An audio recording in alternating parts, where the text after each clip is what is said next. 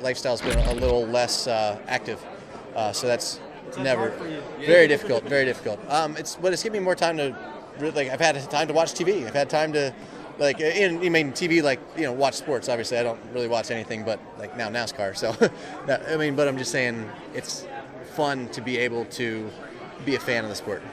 I hope I'm not just telling myself this, but I think I learned a lot by watching. The coverage was great, actually, on everything. And just even to see the drivers' personalities and to see, get to know the sport a little better. I mean, I'd always been a fan, but I'd always just watched the races. I never really watched, the aftermath or what everyone was talking about or whatnot.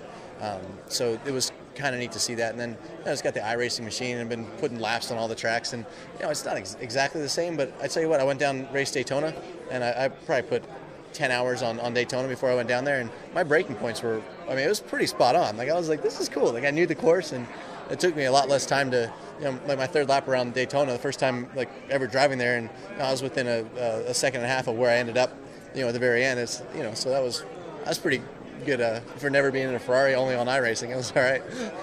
A lot of the reason we haven't committed to more than 7 was honestly, Samsung, Boost Mobile, KMC, those guys are behind me 100%, but they're like, look, we want to see, that you can get in there. We want to see that you're not going to do anything too stupid, and we want to see that you can, actually race the car before we commit to. Oh, sorry about that. I apologize.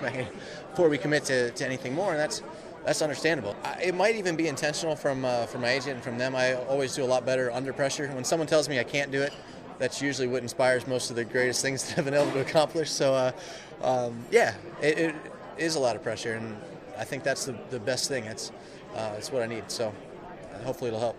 Easily excited when I have fun outside the car, but inside the car, I'm just always get, you're frustrated. You're trying to find that extra tenth. You're working on every detail, and it's completely different personality completely. Is it hard to turn that off, or is it just automatic when you get out of the car? Really, it turns off instantly. Nothing really goes on except, that night, the next night on Monday when you're talking to your crew chief, whenever anything has to do with NASCAR or with racing in general, it comes back. But, I've always done a pretty good job of separating. Someone takes me on the track, I'm like, shouldn't have been there, this kind of thing. Or if I take someone else out, I'm like, there's probably a good reason for it. But, no, I definitely have to be a little nicer than I was in my motocross career when I come into NASCAR if I want to have a life expectancy in this sport. I've been a really big Carl Edwards fan, and I think it's funny because I can see myself a lot like what Carl does. Carl is a racer. When he gets in the car, he's kind of don't quote this, but you might want to change the word, but he's kind of an asshole in the car. And he just does whatever it takes to win.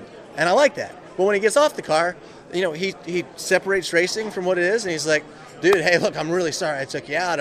But I like the fact that he's still a nice guy. He's still awesome. He still has a really good time with it. He's obviously pumped every time he's in the car.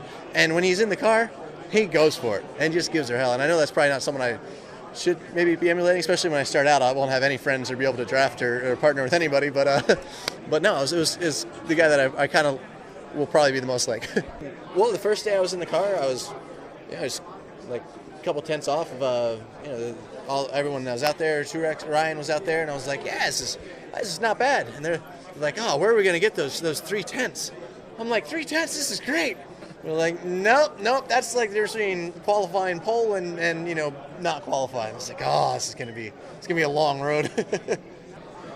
For me, the toughest thing has been roll speed.